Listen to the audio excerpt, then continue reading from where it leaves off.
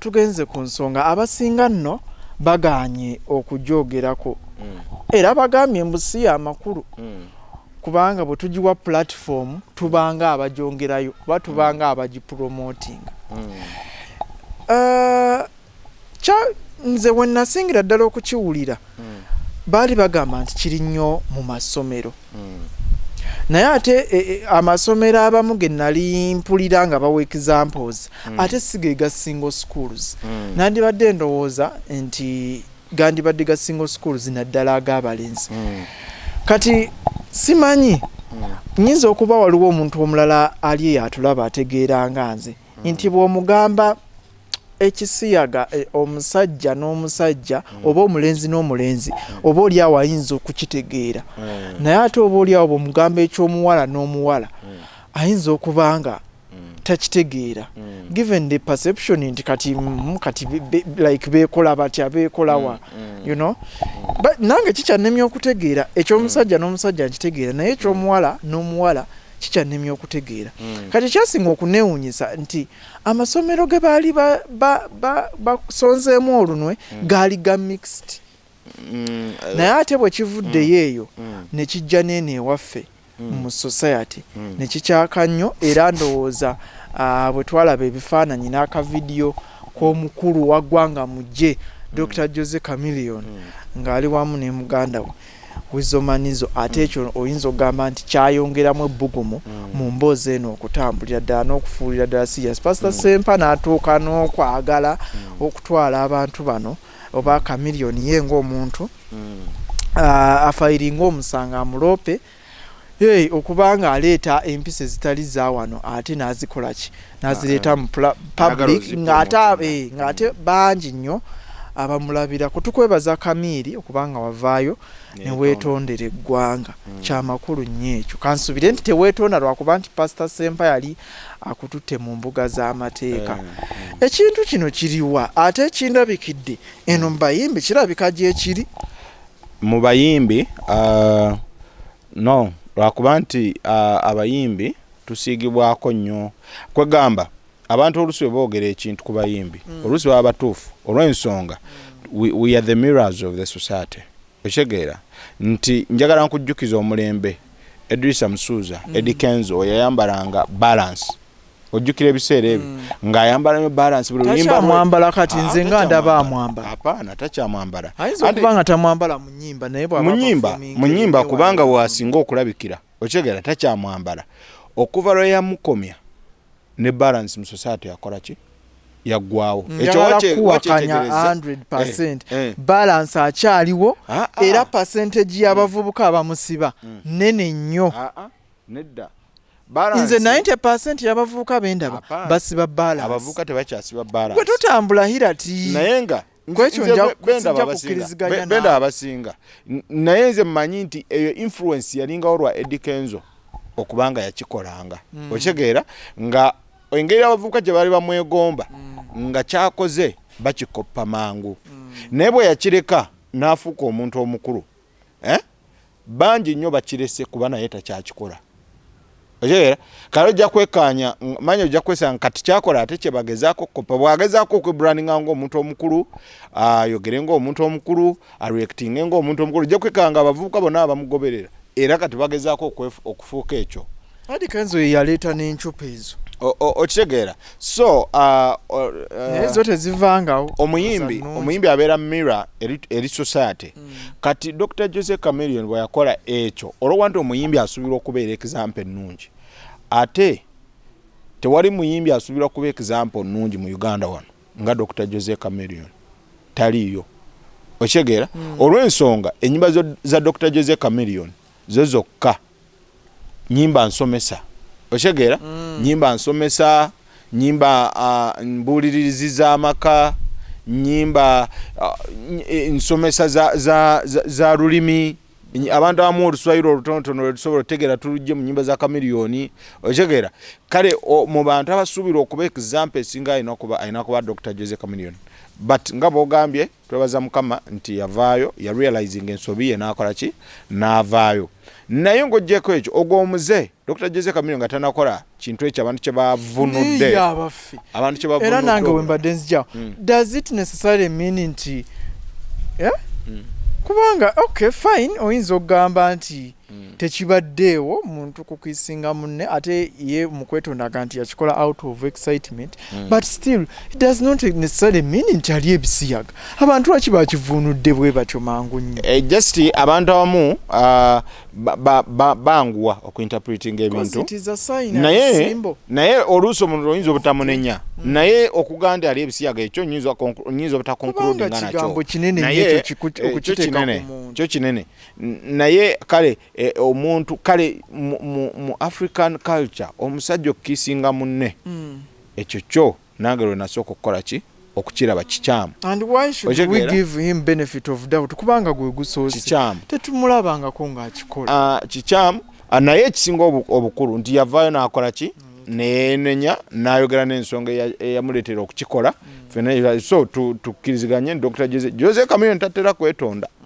ojegera tatera naye olaba yavaayo naye yategeera nti ekyo kyakoze atyo okusibwa pastor Sempa ali amutwala teyatya kusibwa Chameleone kyemmanyimuko omusajja mugezi teyatya kusibwa kuba Chameleone kiyinza okuddirira maaso wali n'agamba omugezi yeetusiba n'amala ennaku mmeka ojegeera naye bwe nalaba ne profile kiba kiyingidde nti yasibwako bwe nalaba message ye kuguni nga yeetonda ddala nanga naye kyamukwatako ya realizing nti yakola ensobi so njagala bana Uganda tutwale okwetonda kwa Dr. Jose Chameleone kwa yakola ki naye ate Dr. Jose Chameleone ng'ekyo tekinabaawo embeera y'ebisiyaga mu ggwanga ebaddewo kino just kyayongeramu bwongezi bbugumu just bantu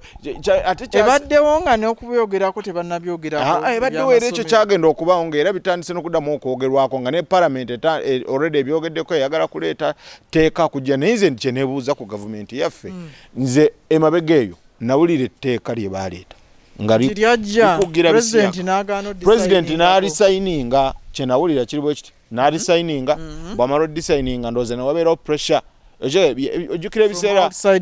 Bobi Wine weyayimba oluyimba oluvumirira ebisiyaga ne bamugira ne bamukugira okuddamu okulinnya ebungereza n'olwaliro talinyangayo okitegeera ebiseera President Museveni parliament yabaga etteeka okitegeera n'eriyisa ne batwala President Museveni n'alisayininga naye byetuwulira nti bw'alisayininga ne wabawo pressure from the western world okitegeera ababatuwa obuyambi abakola ki ate mbw ate n'amala omukono n'agusazaamu okitegeera naye okuva olwo kakati ate ndaba parliament eraga mbw erimu kuddamu kuteesa kuteeka lya bisiyaga sibitegeera olwedde yaliteesaako ate pya lyeritya era omuntu alina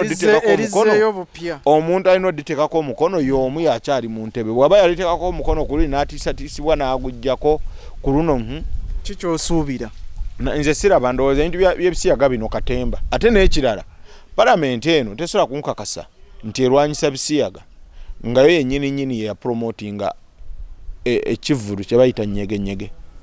okijjukira ekivulu mu bisiyaga byali mu single sex mpisa embi okitegeera buli mpisa embi n'avaayo naga nti nyegenyege agenda kubeerawo okitegeera naye nga buli mpisa ffe twalaba ku videos ezaava mu nyegenyege nga abantu bali mu butenti awo bali mu kwekola ebintu by'abakulu tenti bwe zinyeenya naye nga balala bali awo balala batudde awo eno tenti enyeenya eri enyeenya eri enyeenya eri enyeenya eri enyeenya kakati what kind of immorality tekiba nnyo na buzibu nga what kind of immorality are you trying to spread in public nga ate gwe parliament gumanyini gwe wa promoting ekintu ekyo ekintu kya nyegenyege parliament yakikola ki yakipromoting kati nye speaker yagaana uliriza mbeera ntya right honorable omukakafu manya nzikiriza ntya mu parliament oba bwendowooza nti parliament okuddamu okwefuula eteesa ku bbago ly'ebisiyaga nendowooza nti erabika indirectly erimu ku promotinga bisiyaga neera mba mukyamu kubanga gyekoma okubyogerako abantu gye bakoma obirowoozaako okitegeera abamu barugezesa gye bakoma okwagala okukola ki okugezesa bamanye ebisiyaga ekituufu kyekiki eyo nno gyempitira owa booda omu yadda ntwala ku mulimu ngamba nti naye abantu bano abali ebisiyaga ne gavumenti ebamanyi anti kakati nze kankubulire nemuwakanya ntekisoboka kubanga ku nsonga lwaki ndowooza nti palamenti yaffe ebyo yefuula mbu eri mu kuteesa ku bisiyaga yandiba eri mu kubipromotinga mu magezi okitegeera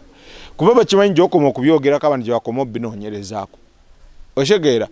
kubanga palamenti yemu ye yavaayo nepromotinga ekivulu kya nyegenyege naye ng'ate ekivulu yavaayo neyefuula ekirwanyisa ku nkomerero neeraga nti ekikkiriza ng'olwedde abantu bonna bamaze okiwulirako kubanga palamenti yakyogeddeko mu kufundikira olabira ddala nga nze ndabira ddala a move by parliament to promote homosexuality okitegeera kubanga olwedde palamenti yateesa ku bisiyaga neyisa etteeka lyaragawa okitegeera so kati bigenda kweyongera bweyongera kikyeri mu wadde bibaddewo okitegeera kyanjawulo kikyeri mu kuteesaako kati kyetaateesaako ku luli kuba ku nkomerero ya byonna tunoonya kigambo kimu butakkiriziganya na nsonga ya bisiyaga mu Uganda eyo yatuukikako ku luli ne pulezidenti omukono n'aguteekako kiki ekyatuukawo kuba temwavayo kutugamba nti ate munnayo mukono pulezidenti gwe yadde ataddewo ate kati gwaggiddwako kati ali mutulaga mumuddamu kuleeta biiru yemu mu palamenti muteeze ku bisiyaga nze ndowooza bayinza okuba indirecte bali mu kupromotinga bisiyaga cases nyingi ez'ebisiyaga ezivuddeyo naye ng'abantu abo tebalina kyebabakolako naye nga wano ku fik media tubivumirira era tetubiwagira n'olwaleero waliwo keesi y'omukazi w'ejjinja aloopa omwami we omwami bamuyita simanya ngwe ne simanya ani igeme bwe bityo omwami akozesa abaana be mu ngeri y'ebisiyaga omukyala akonfesinga naga nti yasooka n'ayagala okukozesa omukyala mu mbeera enkyamu etali entuufu eyaffe ey'obuwangwa oba yennyini Katonda gye yateekawo nga yayagala kuyita mu mbeera endala okitegeera kulya mukazi bisiyaga omukazi n'akola ki n'agaana omukazi n'alowooza omusajja yali afunyeemu oba okitegeera naye yagenza okukizuula ng'omusajja ali abaana b'ebisiyaga obwana bw'obuto okitegeera naye omukazi agamba aripotinze ku poliisi n'aripotinga buli wamu omusajja oyo mbu dokita erinnya lwakuba ndyerabidde okitegeera naye esaidi ze yejjinja okitegeera tebalina musajja kye bamukoze tebamukutte tebakoze ekikati omukazi yaliira ku nsiko kuba oli omusajja dokita alina ssente okitegeera yali kati oŋŋamba otya nti muli mu kulwanyisa bisiyaga nga baleetedde kesi y'ebisiyaga temujandolinze bulungi okitegeera oli naali abaana b'ebisiyaga naye Uganda kiki awo tutuuse Uganda awo wetuuse naye ng'ensonga eno tugivaako nga bwe nkugambye ebisiyaga fano ku fik media tubivumirira tetubikkiririzaamu si mpisa yaffe ya wano tekiri mu nnono ya wano tekiri mu cultures za society yaffe wano era buli akikola kugamba nti weekube mu mutima munnange okikomye ate tusaba ne Allah akulungamye oba oliawo embeera eyo obenga ogivaako ate ne bwe kiba kisoboka bannaye palamenti yaffe owamu neggwanga okutwalizaamu kubanga munnaye palamenti ndowooza ekola ogwayo ate era executive yeyina okubanga ekimalira ddala tusaba bwe kiba kisoboka mbutuufu embeera eno eteekebweko ekkomo etteeka lijja ate likole kubanga nga bw'omanyi era Hillat amateeka ga wano etteeka lisobola okubeerawo naye nga actually liri inactive nga terikola nga weeriri naye nga terikola ki nga terikola na buli abipromotinga ali eyo tusaba ofune ku byokukola ebirala tukimanyi oyinza okuba nga olina gavumenti sezewabweru eyo ezikuteekamu akasente luli nali ndaba Akram ate n'ekirala mpozi nti South Africa kyere bantu beerya ezo ensi zaasiriwala kakati nze ndowooza gavumenti nganze amagezi genjiwa emu ku ngeri y'okulwanyisa ebisiyaga bwe baba nga bali siyasi baagala kulwanyisa ebisiyaga baggalewo mukutu gwe bayita TikTok wano guberenga sinzo okutambulira kati kankubulire abaana abo balaba abasinga abo abaana TikTok Facebook yali teyina buzibu omukutu gwe bayita TikTok gutambuza ekisiyaga pisa mu ggwanga muno gutambuza ebisiyaga omukutu ogwo nze mbeera manyi okubeera ewaka aleka kati nze nkunyumize olabika webaka mangu kati ffe engeri gye tuva mu field nga bugenze oluusi ogenda n'ogwa ku buliri naye nga otulo tetunaba kujja oluusi manyi okwebulaabuliza ku TikTok okwo osangako abaana abawala bannayuganda baffe wano nga bali wano bali mayumba ga wano abaana abawala bali mu kulanga bisiyaga okwo abaana bulungi nnyo gwe gendanga nnyo ezo live whatever ezo live coverages ezibeera ku TikTok ozegende tojja kutambula live 10 nga tonasanga bali babisiyaga bali awo bewaana bwe besuuta bwewana munne nga bwe yamuwomera olwasemba biki TikTok kakati njagala mbuli waliwo omuvubuka yakava okwerangirira nti muli wa bisiyaga negoroza agenza okwerangirira ng'omanyi following gyayina ono bamuyita Simanya Kayima Asa Kayima okitegera agenza okulangirira nti muli wa bisiyaga nga following w'abantu bayitirivu nnyo abamwegoma nga bayitirivu nnyo kitegeeza mwaba mu following mulimu bangi nnyo bagenda okufollowing ekkubo lyamaze n'arangirira bulijjo abikola naye nga tanakola ki kati abasiyazi bayise nnyo mu baana ba TikTok abo okitegera baba sponsoringa n'abafundinga omwana ogenda okulaba ng'afunye following mu biseera bitono following etali nyangu yakumala gakola ki gyotasobola kumala gafuna ggwe naye ng'oluusi mulimu funding ekolebwa okitegera omwana bw'amala okubeera nga ali influential n'alyoka arangirira bw'arangirira bangi nnyo abamufollowing abagenda abafollowing suit okitegera bangi era lindirira abaana kati waliwo watandikidde Hillat waliwo simanya muna yerangirira nti muli wa bisiyaga